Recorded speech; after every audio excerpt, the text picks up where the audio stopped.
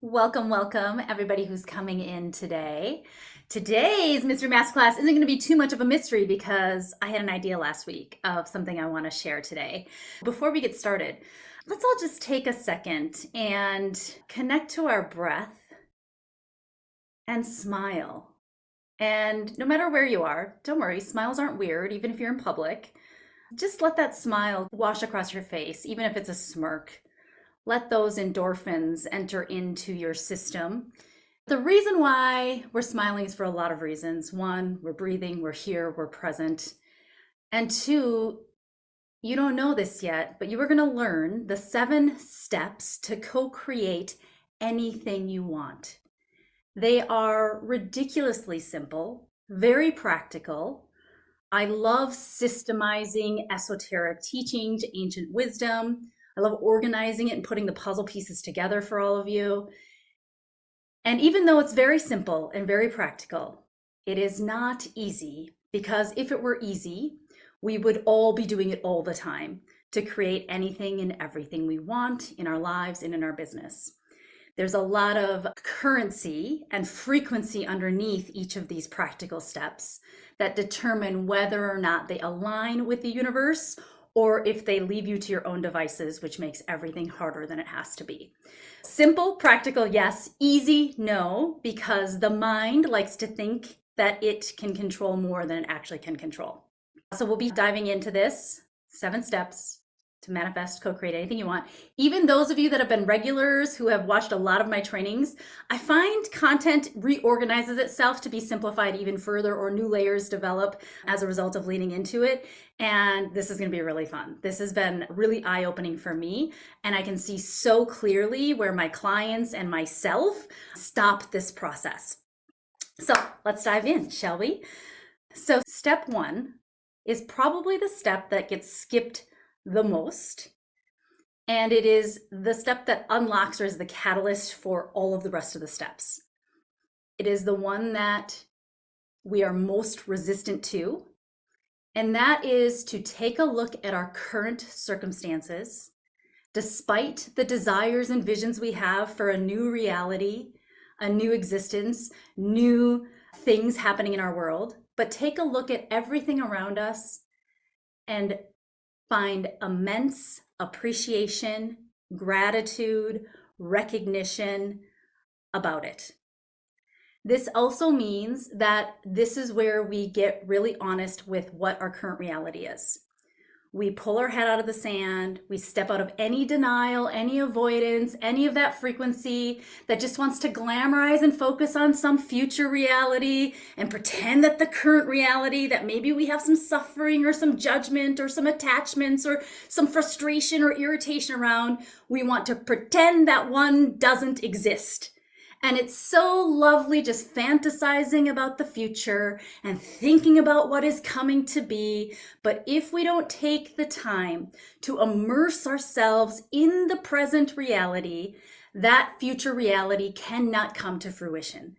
And so this means if you are wanting to manifest more financial abundance, more time freedom, we have to take a look at exactly the current circumstances around the thing that we are wanting to create or co-create with the universe.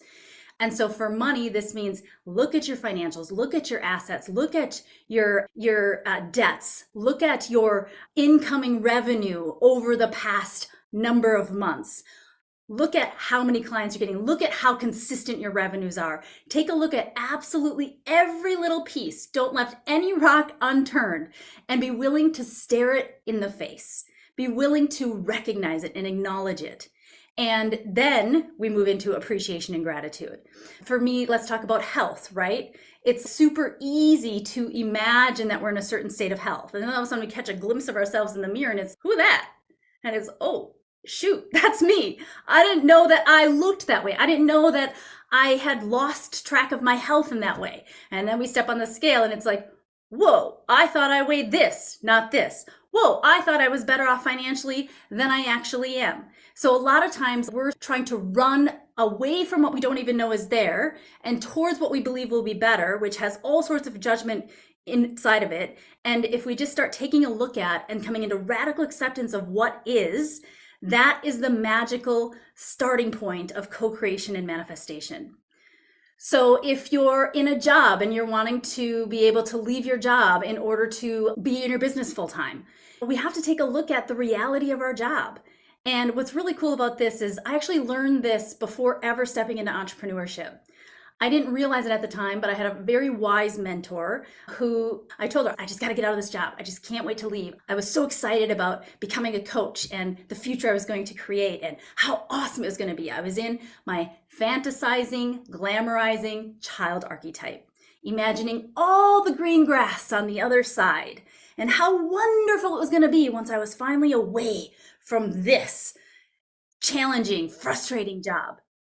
And one day she walked into my office and she said, Stacy, if you don't love what you have right now, everything you hate about it is going to follow you into your next venture. And it was a truth bitch slap that I needed to hear in that moment. And I knew the second she said it, she was 100% correct. Because everywhere we go, there we are. And if this was my perspective of seeing my entire current reality as the glass half empty, as being victim to my circumstances, you better believe that when I was getting to get to the other side, I was going to see the exact same thing, just with a different flavor, a different scene, same experience. We all watch this happen with friends or maybe in our own lives with relationships. We think the next thing is going to be better, only to find out that it's exactly the same, just looks a little different on the outside. Or eventually the excitement fizzles out and wears off, and we find ourselves feeling the same way, complaining, bitching, frustrated about the current circumstance, the same thing that we thought was going to be the savior of the thing we couldn't stand before, only to come to realize actually the only thing we can't stand is our fucking selves. But we're unwilling to look in the mirror. We keep blaming external circumstances and thinking external circumstances are going to solve the problem, or external circumstances are causing the problem. And so that's the step one, is to look at it, recognize it, and appreciate it. Appreciate every little thing about it. So when this wise mentor, coworker, colleague came into my office and said that to me, all I could focus on in my current job were all the things I hated about it and why it was so important for me to leave. And when she said that, it unlocked this whole other side of my brain that had been turned off about all the things that I loved about it. I went back to how excited I was to start, my wide-eyed vision for juvenile justice system and how I wanted to transform it. I reconnected to the part of myself that was a visionary. I connected to the fact that I had this wise mentor who was right next door that I went and had coffee with every single day. I tapped into the rest of the colleagues that I absolutely loved and adored and developed deep, meaningful, lifelong relationships with. I reminisced on some of the most incredible cases that I'd worked on. I reminisced about some of my most challenging clients that I somehow found myself falling in love with, even though in the beginning they drove me crazy. I started reconnecting to the truth of who I was, and the truth of who I was that was in that role and in that job right now. And in fact, the more I started to appreciate and the more I started to love where I was, the more I started to question, why am I even leaving? Other than my heart and soul knew that it was ready to expand. It was ready to go on a new adventure. But it was no longer running away from where I was. I was just running to the next evolution of myself, to the next contribution I was here to make, to the unknown, venturing into an unknown territory and a new adventure. And that was the reason now I was leaving, as opposed to trying to get away from where I was. And so that is the first step, is rather than fantasizing and glamorizing of how everything's going to be so different when you get to the next thing, fantasizing and glamorizing how a 5-figure month or a multiple 5-figure month is going to make life so different and so much easier, and all of the stories we tell ourselves about what happens when we get over there, just take a moment and recognize how amazing and brilliant and incredible life is, including the challenges. So this is tapping into the highest frequencies, recognizing the growth, recognizing your willingness to step into the unknown, recognizing that you're willing to leave the comfort of this. And what is it that makes this so comfortable? And let's be grateful for that comfort. And if you're in a job, it's giving you security you will never get as an entrepreneur. So if you believe that if you're currently in a job, if you believe that financial security is the light at the end of your tunnel because you can make as much money as you want to, you will not feel secure as an entrepreneur. I'm guessing you will not feel nearly as secure as you do in your job. And so there's a lot of story we create that we have to just get real. We have to be realists sometimes and just be accepting of that as well, because there's pros and there's cons of every decision that we're making, whether it's in business or in health or in money or whatever, relationships, whatever it is. But it's definitely not all rainbows and unicorns where we think we're going, which is just bringing back that, reining in that glamorizing child. Okay, so that's the first step. If you are feeling frustration, irritation, despise, lack of acceptance, judgment, fear, whatever it is about your current circumstances, shame, guilt, if we don't alchemize, transmute, and shift the energy of the here and now, it's going to follow us like a shadow wherever we go. We will find a way to continue to keep popping up. First step. Radically accept and appreciate your current circumstances. Step 2. This is where, through the appreciation, what happens in step 1 is we actually find wholeness and completeness with what is. And through wholeness and completeness, now we can actually authentically take a look at, what do I really want? And so step 2 is identifying what is the new reality you want to be experiencing. The reason why step 1 was so important is that a lot of times we create the new reality of what we want to be experiencing based on what we don't want. So subconsciously we're like, I don't want that, so this means I want that. I don't want a boss breathing down my neck. I don't want to have to work 60 hours a week. I don't want to have, we're focusing on what we want, but then we try to turn it into what we do want. But if we're not accepting what we think we don't want, then whatever we want is still actually not what we actually want. It's what we don't want.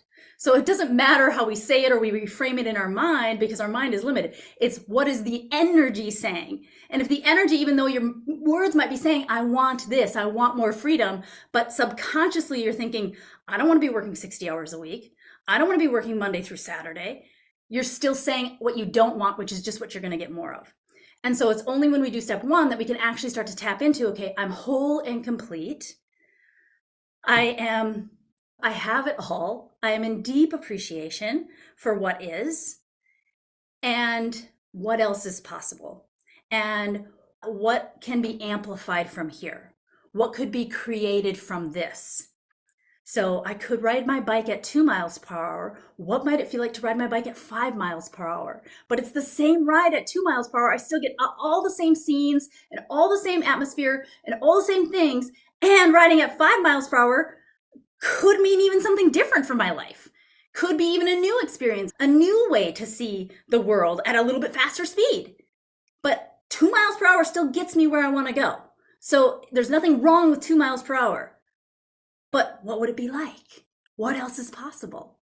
You see the difference? So now we're amplifying into possibility, not because we need something to fill us, but because we desire it just for the experience of it. We're playing the game. We get to experience whatever we want. One of the other ways that I love to get to the truest heart's desires is if nothing matters and I don't matter. And if we can really adopt that, this is what we get to at the bottom of the process. If nothing matters and I don't matter, then what do I want? That's a great question to unlock the true essence of your heart's desires. Step 2. Another way to unlock it, I love this prompt. Wouldn't it be cool if? Wouldn't it be cool if this? So there's some detachment in the desire. If I could have it my way, that's another prompt that I like to unlock heart's desires. If I could have it my way. Because again, there's detachment. So those little prompts just take away the neediness and the graspiness of the desire. It opens the space for possibilities you can't even think of yet. If all roads led to my inevitable success, what would bring me the most joy and fun? What experience would bring me the most joy and fun? Yeah, so there's a few different ways to start unlocking those truest heart's desires. When we talk about heart's desire and what we want, and I refer to this as a clean and clear ask. So basically, it's what's a heart's desire? If I were to say, why do you want that? And if you have an answer because it's going to do this, it's going to do that, then there's attachment. That's not actually a clean desire. I want more clients because then I'm going to make more money. Blah, blah. But that's an attached desire. That's making something mean something it doesn't mean. And so again, it's simple. Just declare, what do you want? Not easy. Because if the desire is coming from a place of lack or not enoughness, it cannot align to the universe because that is not the truth of who we are.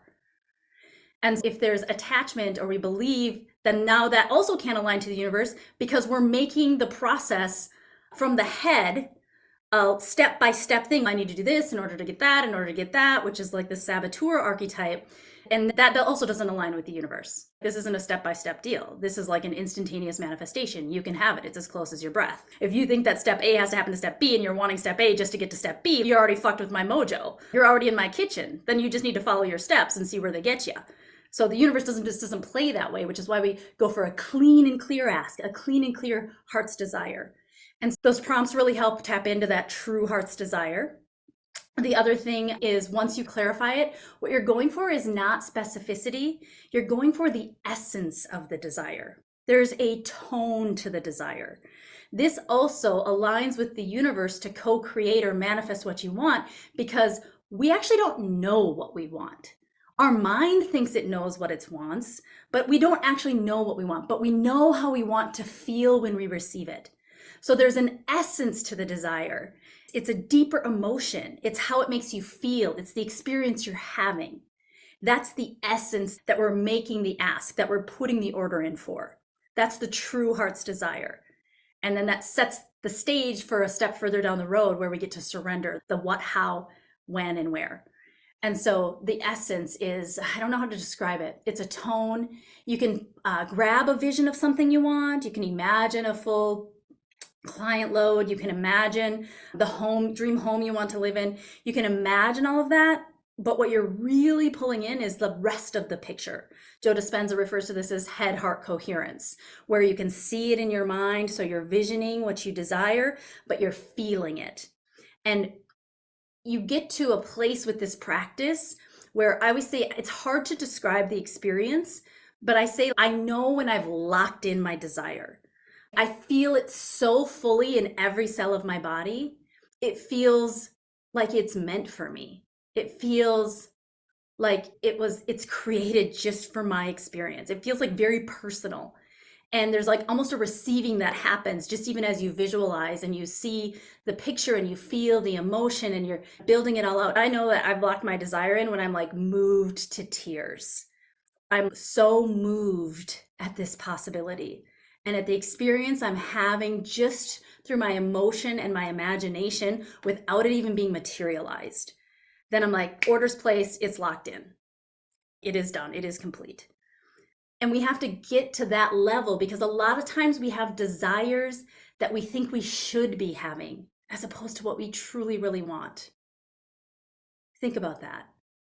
And again, you can get to the bottom of it by asking yourself, why do I want this? And if it is for any reason other than just because, just for the hell of it, just for shits and giggles, just for the experience, if it's for any purpose other than that, it's not clean, and it can't align to the universe. So this is the deeper inner work that we do to be able to fulfill this very simple manifestation process.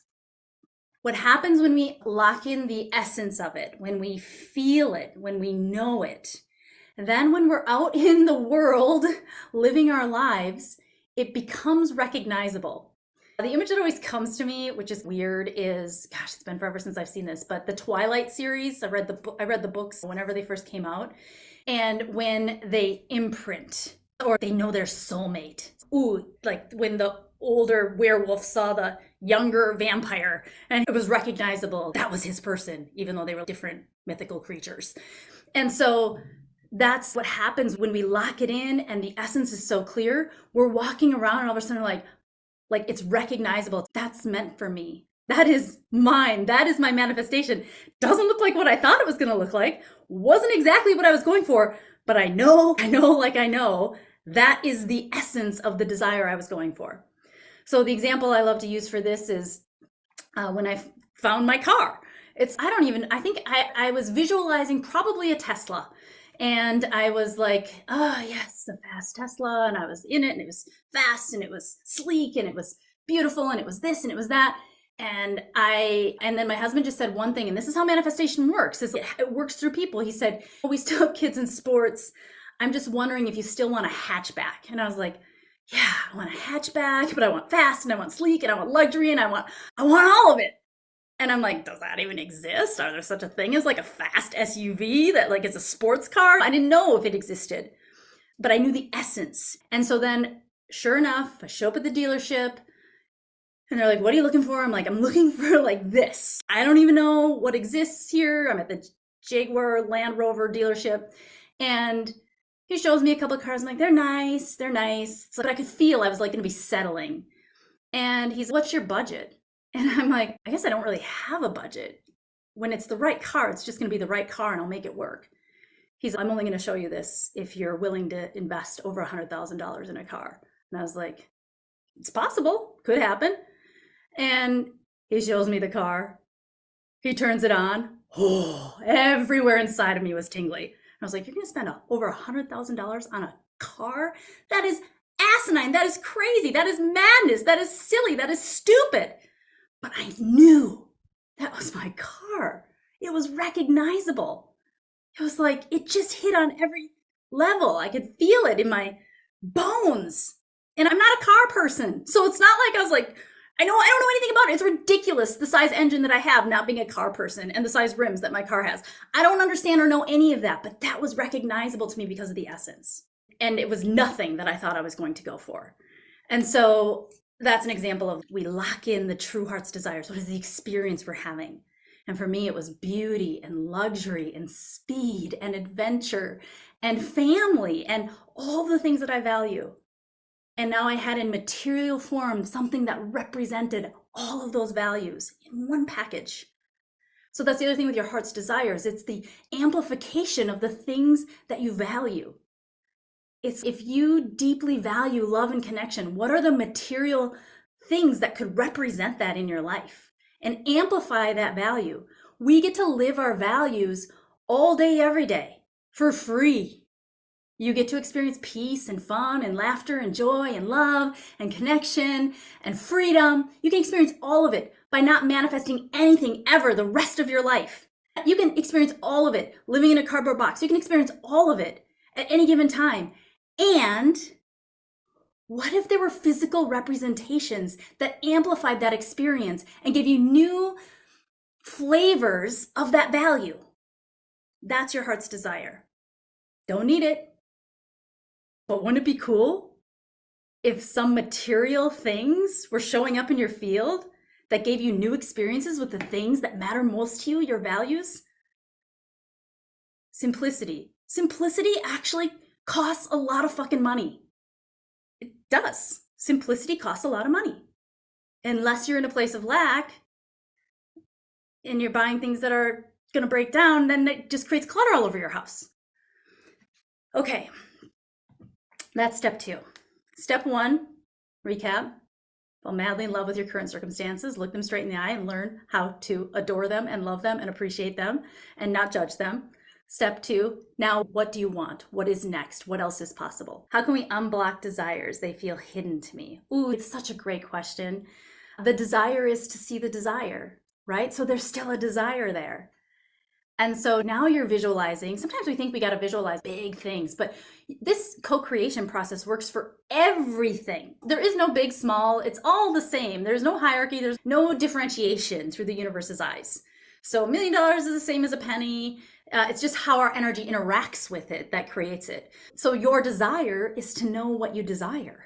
So there's still a desire there. So now if we use this process to uncover what the desire is, the desire to know the desire, first and foremost, we recognize all of the things in our current reality that are desires that we have had that are now right in our life. And then secondly, we start to imagine, I like to do this, I like to start imagining or even asking the universe to show me and to just move through my life and be like, excite me, show me something that makes me go, ooh, that's pretty cool. Just show me. So I'll ask the universe to show me, and then I'll visualize receiving that. I'll visualize myself walking on the street. I'll visualize myself walking through a store and being like, oh, that's really cool. That's really pretty.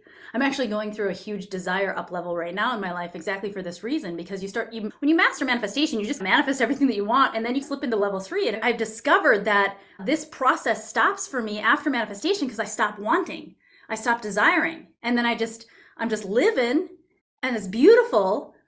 And desire makes the world go round. So I start to slowly become complacent, and I start to not desire anymore. And there's an aliveness in desire. And when it's clean, there's also a lot of energy when it's coming from lack. That is a lot of suffering. But true, genuine desire, there's like such aliveness in it. It's very childlike. Think about when you were a kid, you just wanted everything, and there was no shame in anything and everything that you wanted for your birthday, for whatever it may be. And so it brings back this childlike aliveness. And so I'm in a new up level right now where I'll just share. And usually the desire and the resources for the desire, the vision always exceeds the resources. That doesn't mean we're irresponsible, but right now desires are showing up so fast in my field of the things that I want that I didn't even know I wanted. Support from a publicist who's a dear friend and has been a client for many years. And all of a sudden she's super gifted as a publicist, and it's, oh, I want that. I didn't even know I wanted that. And so now she's on the team. That was a nice investment. My son going off to college, and my vision for him and the excitement that I feel for him, it's so bizarre. He just left like a week and a half ago, and I just feel spaciousness and excitement, and the investment in his education. That's a new expense that just came in. Like, new places for money to be created in land is showing up in a multitude of ways. Personal, but like electrolysis. Somebody just told me what that was, and I'm like, oh, that sounds like it would make life a lot simpler, which is a value of mine. That sounds beautiful. That sounds lovely. Yeah, I think I'd like that too. Yeah, there's all sorts of things that are just popping in my field. So asking, what do I desire?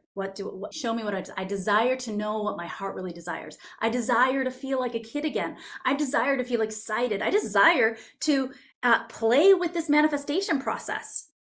Give me something to play with. Doesn't matter what it is, big, small, doesn't matter. So all of those are desires too. How do we keep from the desire from falling back into lack? Good question. Awareness. So first and foremost, when the desire starts to come from lack, the problem isn't that it's coming from lack. The problem is that we judge ourselves for being in a place of lack. We expect perfection out of ourselves. We expect perfect energy, perfect ability to manifest. And it's this acceptance that we are human.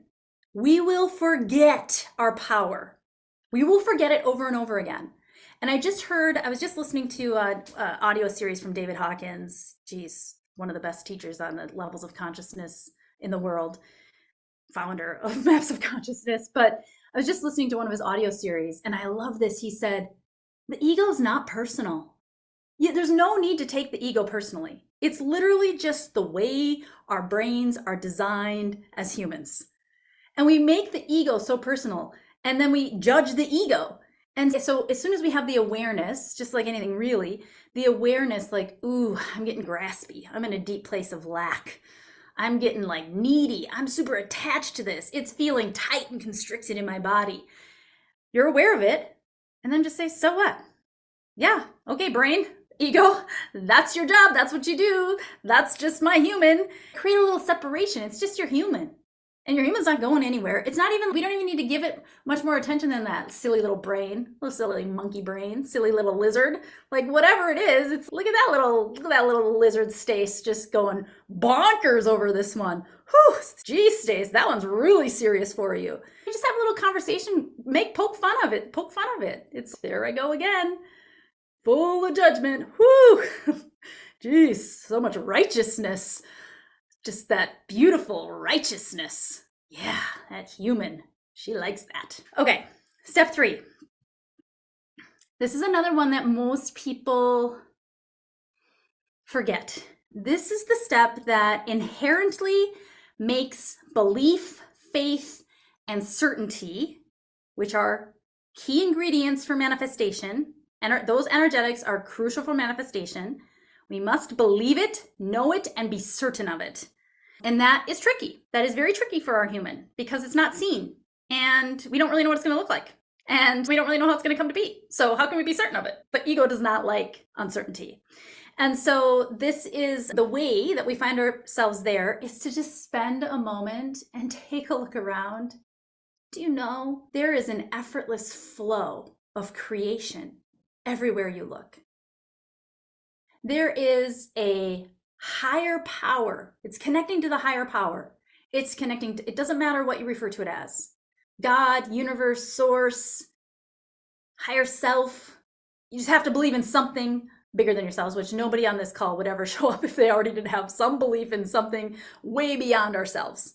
It's the creator of the all, the creator that hung the stars in the sky, that has nature effortlessly moving through seasons, that has birds migrating for no reason other than just that's what they do because it's the flow of nature. There is a flow of miraculous everything all around us. And when we look at that and we look at the miracles of life, of our bodies, of nature, of all of these things that we don't even have to touch, we don't even have to think about, we don't even have to put a finger on. And it happens. And we then remember and take a look at our desire. Let's just say the desire is experiencing more financial abundance. And we look at that and we look at what this force has already created. This is like peanuts. It's, do I believe in the power of creation that does all of this and makes the whole world go round and operate? And could you even imagine if the human ego didn't interject into nature's forces? Like, what else would be possible for this world? And do I believe in that? And do I know that? And can I just look up in the sky and be in awe of what I am witnessing? That there are solar systems and planets and universes beyond my, even what I can ever even fathom? And that there's this dirt on the ground that makes everything grow, and sun in the sky and water. Do I really not believe that my little human desire can't be fulfilled when I see the power of everything all around me? So that's the third step. Connect to that power. Connect to that knowing. Connect to that belief. Connect to that thing that is so much bigger than you. There is a synchronistic grid at play if we just allow it to be at play. There's our role and there's the universe's role. Our role is to make sure our desire is clear, because the reality is the universe just wants us to experience the things that bring us joy. The more we are in joy, the closer we are to God, universe, source. It's genuine joy. It's genuine happiness, not because we're unhappy or because we think that it needs to fulfill us. We can experience joy no matter what. But we're just saying, I have another idea that might feel joyful. I don't know if it'll feel joyful, but it might feel joyful. And that is this. What do you say? Should we play? All right, I'm going to hand it off. Because you can create anything, and you are creating things intentionally for all of us to experience joy. And I'm the only one who ruins it. It's only me that fucks up my experience of joy. And I'm the one who's interfering. And I'm the one who's interfering with the natural flow of the universe. And I'm the one who's micromanaging. I love the analogy of when you place an order at a restaurant, and say you're out to eat at a beautiful restaurant. You place your order. What do you do while you're waiting for the food to be prepared? You just enjoy the conversation. You enjoy the environment. You enjoy the ambiance. There's no question your food's coming. You don't think for a second, did they get that order right? Is that really what I'm going to get? Are they going to fuck it up? But what if I don't get my food? I'm going to starve. None of that stuff is happening. It's the same with the universe. You just hand it over and you're like, gosh, I'm like pretty damn certain I'm going to get a delicious meal in the next 10 to 30 minutes. You don't even think about it. So that's this belief and this faith and this knowing that there is incredible power and universal flow, that we just get to jump in the river and catch the flow. Just catch your sailboat, just catch the wind. Because it's there all the time. And it's there to just take you right to your destination. But instead we're swimming upstream and we're putting the sail down and wondering why we're standing still because we thought, it wouldn't be smart to put the sail down right now. No, just catch the fucking stream and know that it's there. So that's step 3. Just connect with and acknowledge the source of all. Acknowledge the minuteness, the minuscule aspect of your desire in comparison to the all. And it is also remembering that you are not the creator. You are a limited human. That's it. You will always be limited. And you are limitless because you have access to this. But at the end of the day, you're not the creator. We can stop playing God and allow energy to self-organize.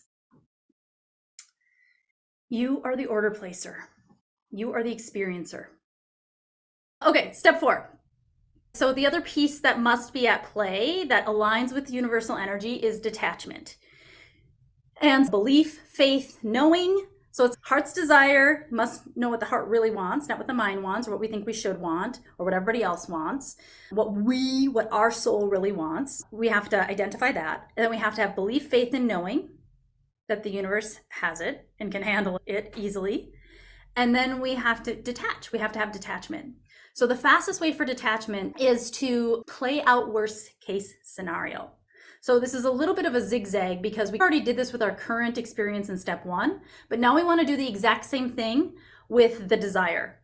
And what we're doing through the detachment is we're moving into a place of radical acceptance of whatever happens. And this is really the beginnings of surrender. And then there's a deeper surrender in step 6. But this is the beginnings of surrender. And how we surrender is we allow our minds and our imaginations to go to worst case scenario. Imagine it doesn't happen. And the syzygy process that we do to play with this is we just say, then what? Doesn't happen, then what? And what does that mean? And we just keep asking and we keep unfolding. And then what? And what does that mean? And what does that mean? And what does that mean? And when you empty out all of the terrible things that can come to be, if this manifestation doesn't come to fruition, you get to the bottom of the bottom, and then you just say, and if all of that happened, and none of this happened, and none of this came to be, what still remains? What is still here? What do I still experience? What do I still have? And what we find at the bottom of the bottom that creates this detachment is what you still have is you. And you are whole and complete regardless. And you have free will and choice no matter what.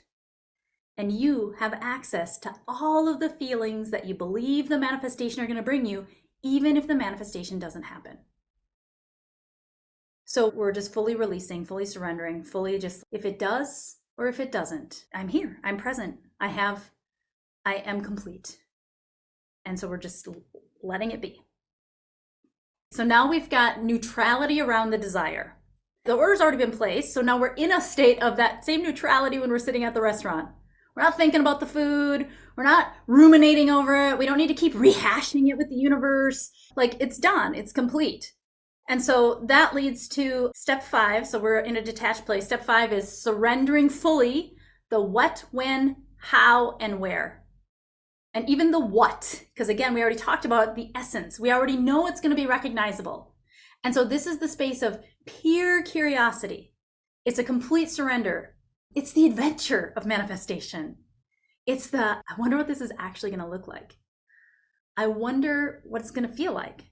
I don't know. I can guess. I wonder how I'm going to be surprised. I wonder how it's actually going to come to fruition. I wonder where I'm going to be guided to go. I wonder what weird way this is going to show up. I wonder when it's going to show up. I wonder how it's going to show up. I wonder what's going to show up. I wonder all of that. Because that's the magic carpet ride. That's actually the fun. That's the journey. That's actually the aliveness and the synchronicity and the flow and the weird, funky ways the universe works.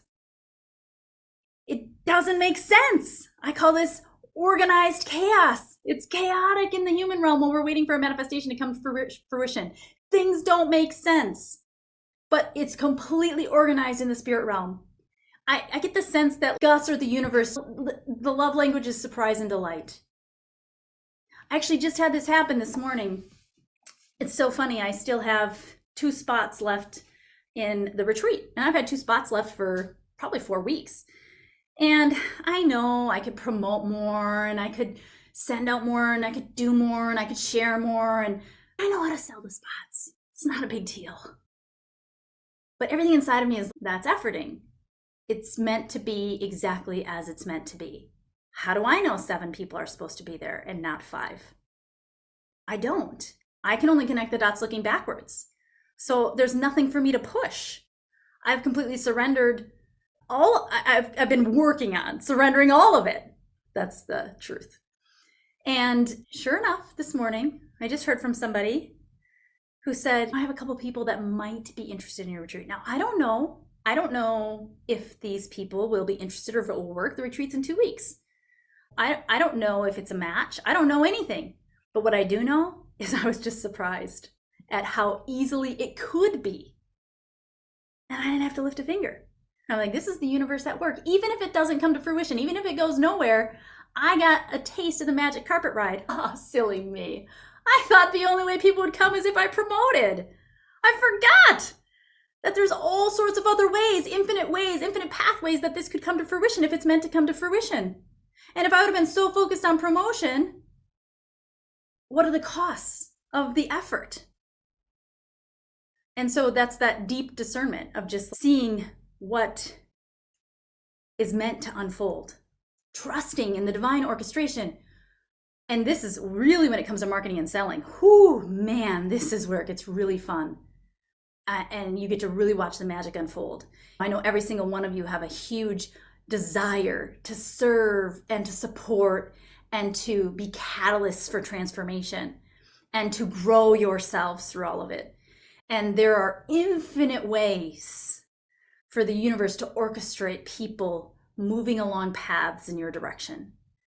And in my experience, some of the time, actually, I'll just say, when it's through your own effort, it's because the universe guided you to take that effort. It's not because it's what you do. It's not because, oh yeah, you do this, and you do that, and you post 6 times, and then you do this, and then that equates that. That works for people who are at a level of consciousness below probably 250, because they can only rely on human effort alone.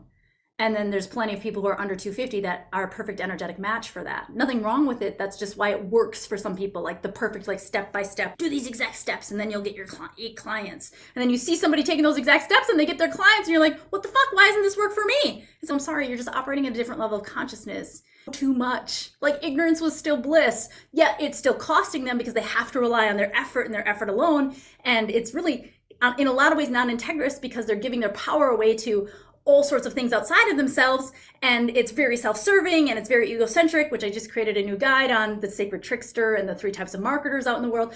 But it works for them at the level of consciousness that they currently are. And unfortunately, it doesn't work for us in that way because we know too much about how the universe operates. And fortunately, it doesn't work for us that way because we have access to a magic carpet ride. But we forget and we just start comparing apples to oranges all over the place and wonder why certain things aren't working. And it's just remembering, wow, there's infinite pathways for abundance to find you. There's infinite pathways for these things to manifest. There's infinite pathways for clients to find you. And sometimes you're guided to say a certain thing. Sometimes you're guided to go a certain place. And that is, yes, those are actions you are physically taking. Your feet have to hit the ground. You have to take movement on that. Actually, I was just talking about this with a client. She's, oh my gosh. And this is one of the favorite things that I will probably have a Mystery Masterclass on this. She's, oh my gosh, it worked. I just had a conversation with Gus. I was holding this question about what is the perfect and right aligned step for me to take that's in alignment with my desire. And she goes, and I heard 3 answers. Gus told me what to do. And it was nothing that I thought to do. And I was like, oh, this is so fun. Isn't this amazing? Like, you're actually being guided. You're being told specifically what to do. And she's like, yeah, how do I ask those questions again? How do I get more answers? And I'm like, have you acted on the answers you've already gotten yet? She said, no, not yet. It's been a little busy. And I'm like, okay, first and foremost, if you want to keep getting answers, you have to put into motion the answers you've already received. Otherwise, Gus is just falling on your deaf ears. And secondly, now that you know how to do it, it's like you can reverse engineer it and you can do it over and over again. But we got to act on the insights that we're getting. And usually those insights don't make sense, so we dismiss them. You're like, that? No, that can't be connected to my business. That has to do with my personal life. Oh, you want me to go get electrolysis? That has nothing to do with my retreat. Why would I go get electrolysis? oh shit, I just went and got electrolysis and somebody there was the person that, and then now they're coming to the retreat. You can only connect the dots looking backwards. So no matter how ridiculous the guidance is that we are receiving, we put it into action. And this is when I talk about insight, act. And the more illogical it is, the more quickly we act on it. That's the time collapser. That's the magic carpet ride. That's the adventure. And then you look back and you're like, holy shit, can you believe it? That thing just led to this thing. One of my favorite examples is I was running, 15K a month in ad spend, a 5-figure a month passive revenue stream, another multiple 5-figure a month in high ticket masterminds. My business was just like flying, tens of thousands of dollars. And all of a sudden, IPEC reaches out and they're like, hey, would you like to be a business mentor for our coaches? We'll pay you $200 a month. I'm like, $200 a month? That's significantly less than what my mastermind people are paying for my well-oiled machine funnel. But everything inside my soul was like, do it. Do it. Logically, it didn't make sense. It was going to take up time that I could be investing in what was already working. But now I connect the dots looking backwards. Then I became a lead trainer. Now 90% of you on this call are IPEC coaches. And you have been in my circle for 6 years ever since I did that. And I don't have complex funnels running in the background that are bleeding a ton of money with huge ad spends that have been going up. So it didn't make sense, but it just felt it was coming from divine orchestration. And when it feels like it's coming from divine orchestration, you don't question it, you just fucking do it. And it all makes sense eventually. So that's once we're in surrender, we start to receive guidance. Now we've opened up the communication lines. We're able to start receiving that guidance, receiving those insights. That's where we take the action. That's where we move. That's how we go.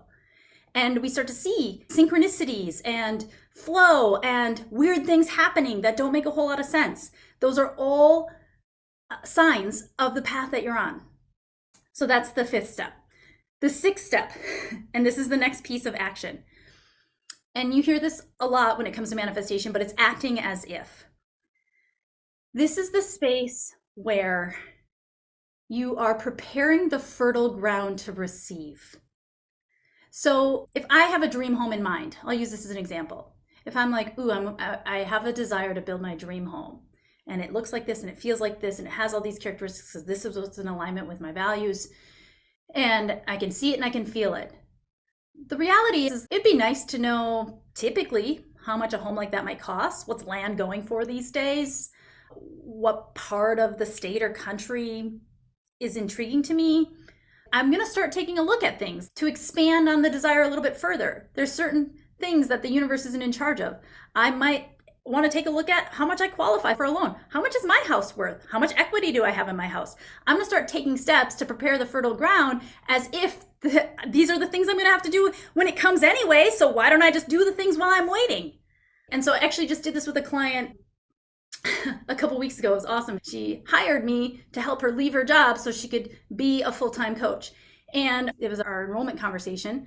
I said, what are the things that are preventing you from leaving your job right now? And she says something like, I got to figure out health insurance, and I got to figure out how much money I need to really just live, and how much money. I'm like, so we can do those things right now. You're going to do them anyway. If we really believe and know that we're leaving our job, we should probably start just taking a look at that stuff.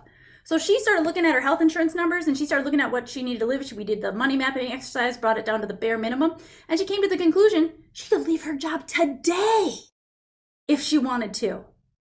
Now it brings up all the other stuff. What else would need to be in place for you to leave your job? Because no longer is it about the money, and no longer is it about whether or not you can afford to leave your job.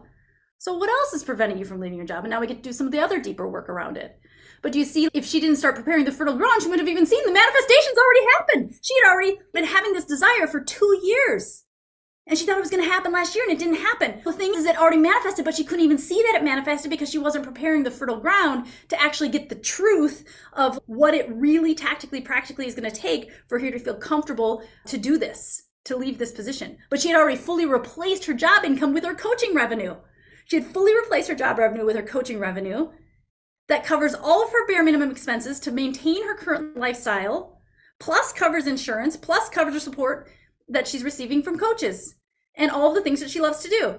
She already has all this extra money covering the job that she's trying to. So now we're just working through the step one of how do you fall in love and appreciate your current circumstances so that you're not going to carry all that baggage with you into your business and sabotage and compromise your business.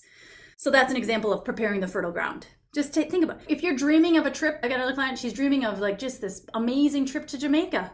Go ahead, reach out to the travel agent. Go ahead and check out like the availability for the next few months. We're going to have to do that anyway. That's the physical action that we're going to be taking. So let's just do it now. Let's just let the universe know I'm fucking serious about this. I'm going to do my part. I'm going to have to eventually punch my credit card into a computer screen in order to buy the ticket. So I may as well do some of this prep work now. So then when the manifestation comes to be, all I got to do is literally just that last piece because all the other pieces have already been taken care of. So that's the 6th step. Live the new version in reality as if it already is. Prepare the fertile ground to receive. Now, the other way that this plays out, and this is a really fun place to play, is the majority of your life isn't going to change with this new manifestation. You'll still wake up, brush your teeth, go hiking, have dinner with your family, hang out with your friends, have a glass of wine. You're still going to do 90% of your life, 95% of your life, the exact same way once you receive this manifestation. And we keep thinking that these manifestations are going to change our whole life.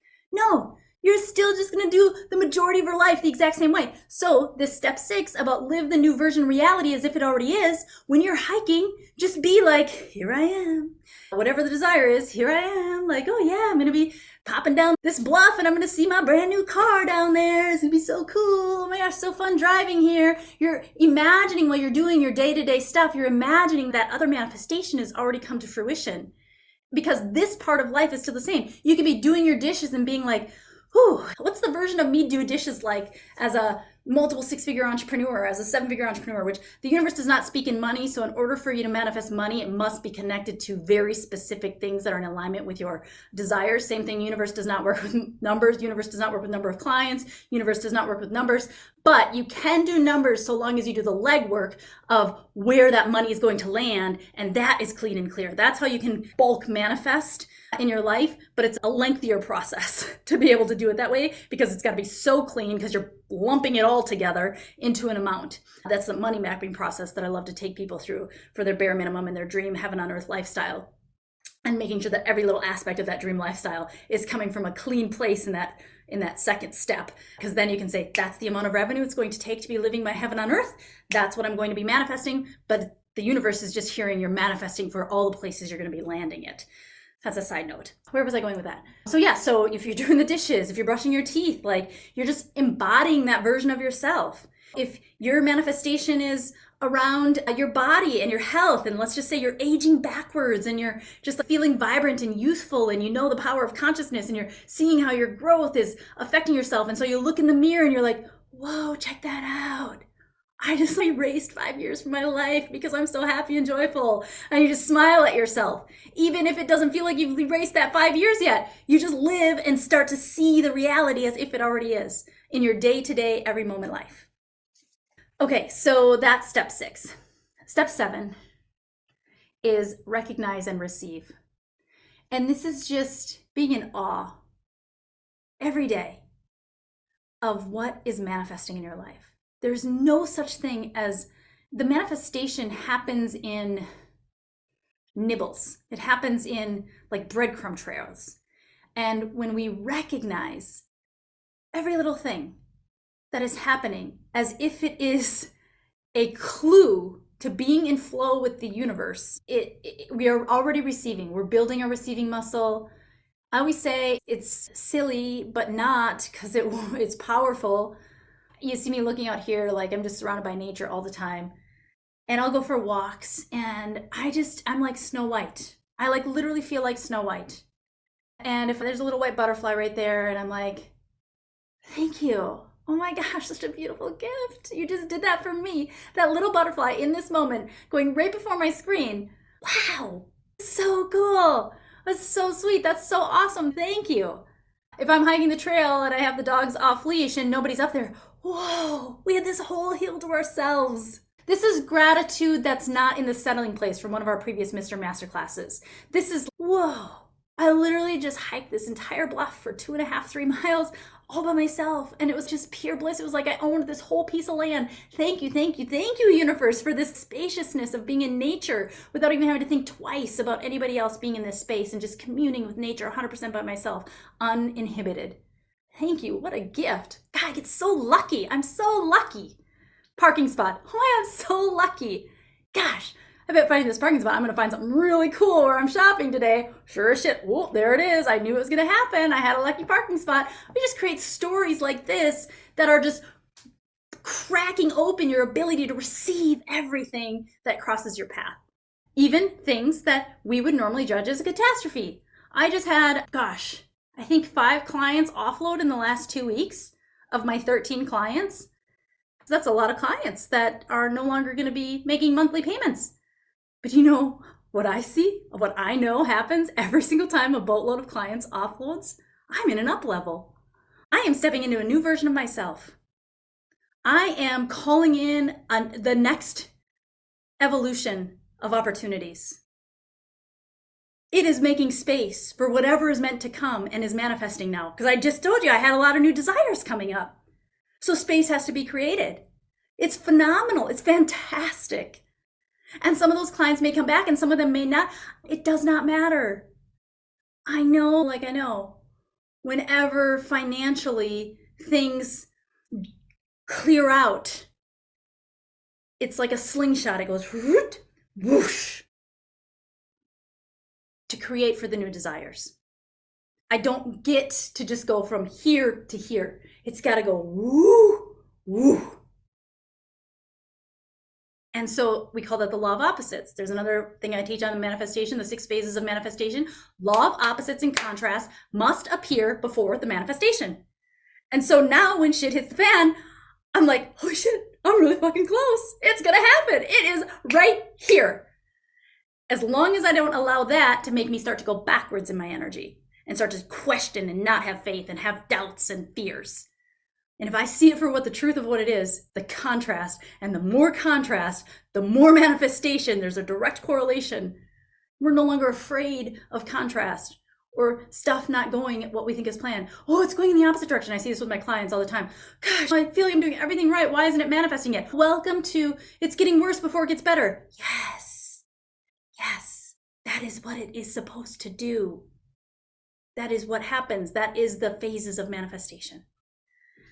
Some people think that now I'm manifesting bad things. What am I doing wrong? And the universe is testing me.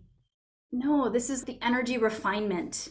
It's like when we're able to sustain a frequency no matter what is happening around us, we are refining our energy to come into alignment with something we've never received before. So all the things that happen when we think it's shit hitting the fan, you're not doing anything wrong. This is the refinement. We can only attract what we are. And if you've never attracted the thing you're trying to manifest before, there's going to be some bumpy refinements along the way because you are becoming a different version of yourself, the version of you that receives that manifestation. They're growing pains. It's all a part of it. If you don't have growing pains, we have a foundation principle at IPEC. You either grow or you die. If you don't have growing pains, you're dying. You're likely slowly dying in level 3 energy, in complacency, in settling and tolerating, and going to the grave, the richest place in the world, the cemetery, with your music and your gifts still inside. All right, looks like we are complete for today. We'll be back in a couple weeks. More cool, amazing stuff coming through. Sometimes it's a mystery and I just show up, and sometimes these very structured trainings want to come through, which again is just how the universe works. So we shall see what comes through next week, and you all have a beautiful rest of your week. Bye.